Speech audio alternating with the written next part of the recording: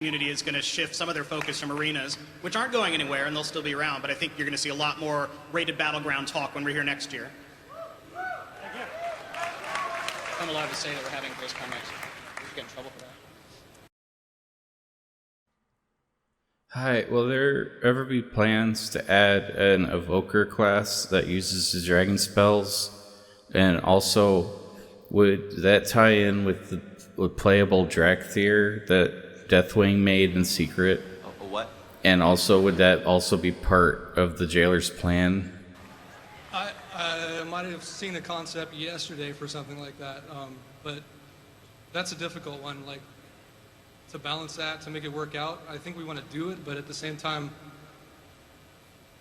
it's gonna be tricky. We'll do what we can. How's that? Thank you. So, wait a minute. I'd like to note that this BlizzCon, we usually get the question of when are we going to get new Druid forms. I notice you're not asking that question. Come on.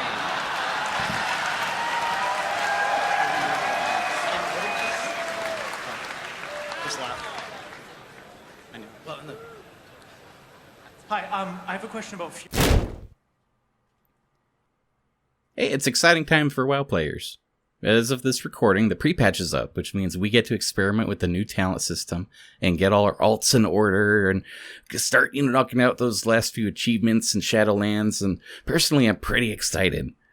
This expansion should feel a little bit like a reset, much like how Pandaria brought the story down a bit from the over-the-top Cataclysm. In fact, the biggest new feature about Dragonflight is the fact that it's not Shadowlands. But the second biggest feature, and maybe the more controversial one, is the new class, the Evoker. Or should I say the new race, the Dracthyr. Since their announcement, I've heard the same comments over and over. And while some of the complaints are coming from a very valid place, in my book, it looks a lot better than the core gameplay concerns we saw during Shadowlands. And BFA. And Legion. Despite the complaints about design, I want to look at some of the reasons I'm actually excited about Dracthyr and WoW. Not just from a matter of taste, but I see some big picture things that really kind of give me optimism about the future. First, in the lore, the Dracthyr are kind of odd because in a way they just came completely out of left field. And I've seen a lot of people go, hey, why? When there's so many valid other things that we could have pulled from. It feels a little strange to just say Neltharion made an army of super soldiers. Also, they're a hybrid of all the Dragonflights and Mortals. And also, is a secret to the other Dragonflights, I guess. And they just didn't notice it. I don't know. This is why I understand where the concerns are coming from. And retcons get really frustrating. But I can't stress this enough. Warcraft should always be treated as a He-Man MMO.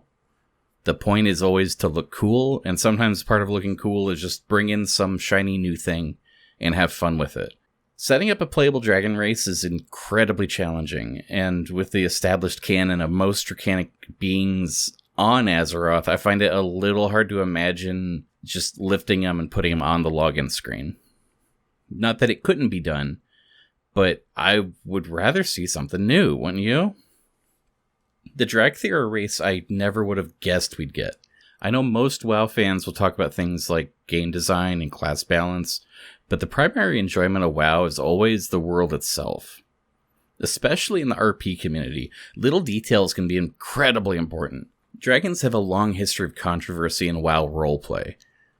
It's possible to play one well, and there are a couple uncommon tools in-game that allow for you to act out this fantasy, but in my personal experience, it's always been a red flag. It's either someone that's very immature, or someone that's god modding and a power gamer, or they're just woefully unfamiliar with the lore of the setting. The Dracthyr offer a neat opportunity to counteract a lot of these issues. Not only are the in-game abilities like flying around and using your breath attacks and wing attacks and stuff just built into the game, but there's also an introduction that gives newer players a setting to work with.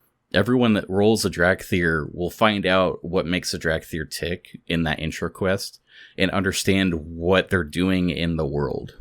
And for other players, it won't require a lot of extra out of character notes and wiki pages to justify your existence. Everyone else is going to know what a Dracthyr is. Explaining headcanon in the middle of a roleplay can be very, discordant. And another important detail, within the lore of the setting, the Dracthyr are considered mortals. This is supposed to be because they have the strength of the mortal races that are a little more clever or adaptive. But it also means that, in a way, they can relate to other people better than real dragons could. If you don't roleplay, this might be a thought that's never crossed your mind before. But one of the hardest things to do is, if you're playing an elf, how do you handle your age? Canonically, even player characters are assumed to be hundreds, if not thousands of years old. If you want to play a young adult, and let's just pretend you're only 90, there's a reality that if you go down to the local pub and you sit down next to a human and you get along, he's only 30 and he's going to die in another 30 years. You won't even age a day as far as you're concerned. It creates a disconnect that even though you can have a nice relationship and interact with these people, do you feel differently talking to a hamster? The Dracthyr are supposed to be kind of alien and scary, so much so that they have a passive while in human form that allows others to relax, because it's hard to sit next to a deviant monster and go, yay. But on some level, they can also relate to others in a way that should be satisfying to explore. I'm excited for this new lore, not just because it's new, but really because it's an effective blank canvas that should be fun to fill in. I kind of hate when you're handed something that we already have all the mysteries solved about. But all this lore stuff is just for me. Why don't we move on from my selfish take and go on to the real concern, and that's the class. The real issue a lot of players have pointed out is this odd choice to lock the class to only this new race. Even though we already got that with Demon Hunters, and even though this is the patch that lets everybody be a rogue and priest and mage, like regardless of lore, somehow the idea of the dragon race having its own dragon spells is a step too far for a lot of people. What makes it worse is that Dracthyr have 0 other options. I've seen a lot of mock-ups of how cool a draconic warrior would be, tanking for a raid, standing at the front and breathing fire on everybody. It's a bit of a bummer to know that you're locked into just this one glass cannon kind of a caster. I don't want to hand wave and throw around words like cope and just say that we should hope this will be rectified in the future. It's a legitimate complaint for anybody that would rather play melee. But also, I do want to consider the glass half full for a moment. I mentioned earlier Tauren can be rogues now. Despite their gigantic size, and their hooved feet, and their weight, we're now asked to believe they can effectively be ninjas and slip in and out of buildings without anyone noticing. In the fantasy setting of Azeroth, stranger things have happened, but I'll never be really happy with this decision. One of the strengths of Legion was the direction the game design went in to focus on class identity. Each class was kind of special and got to do something unique and rewarding. I think something is missing from the earlier days of WoW. Not just the class fantasy, but the race fantasy. A human could theoretically be taught to use dragon magic and act as an evoker, literally evoking the spells of dragons. A Dracthyr can physically take up a halberd and carry a shield and never skip leg day. But how homogenized do we actually want everything to be? This is really a question of taste, so there isn't a right answer. But I personally love the idea of Dracthyr getting a unique class. It's got its own strengths and weaknesses and challenges, but also its own story. It means something to be an evoker. It's the sort of thing Blizzard was trying to go for with the Covenants, and I know that didn't play out right, but I'm kind of on their side with this one, and I want to see what the reaction is long term.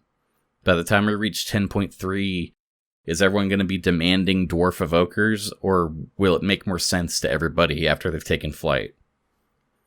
Now, I upload this at a terrible time. I don't have beta access, and the early access isn't actually up yet. But in about a week, I could regret everything I just said, and we'll all have a good laugh. But at the same time, I'd love to hear how you feel about the race class combo. Dragonflight seems a little divisive so far. And I'm landing rather optimistic for a change, so I'm trying to enjoy that right now before my bubble is burst. So let me know. And as always, a big thanks to my patrons who generously fund these videos. For those of you in the $50 tier, you do get one dirty feather in the mail, so don't miss out. And if you do have a moment, I strongly recommend this video by Gavin Rad the Bookish on how to roleplay a Dracthyr. He's got a lot of great videos and guides about roleplay and lore, so dig through his back catalog during server downtime. You'll get a kick out of it. I'll see you soon. Hopefully we'll have Hirsch back soon. I want to talk to him about his favorite apples in Azeroth. I don't know.